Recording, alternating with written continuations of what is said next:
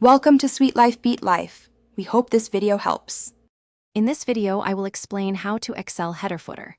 To begin, navigate to the Page Layout tab on the ribbon. From there, you can click the small arrow in the bottom right corner of the Page Setup group to open the dialog box.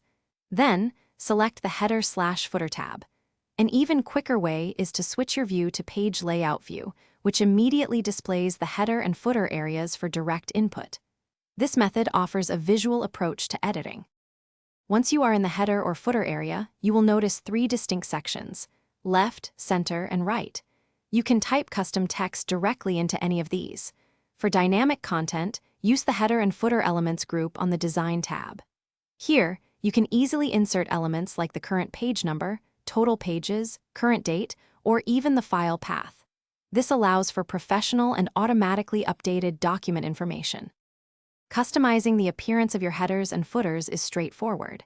You can select any text and use the standard font formatting tools to change its size, color, or style. For more advanced layouts, explore the Different First Page option, which allows a unique header or footer for the initial sheet. Additionally, the Different Odd and Even Pages setting is perfect for professional reports, ensuring distinct content on alternating pages. To ensure your headers and footers look perfect, always use Print Preview before printing. This helps catch any layout issues. Remember to keep the content concise. Too much information can make your pages look cluttered and unprofessional.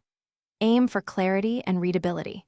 For multi-sheet projects, strive for consistency in your header and footer design across all relevant pages, maintaining a polished and unified document appearance. Thanks for watching. Consider subscribing if we helped you.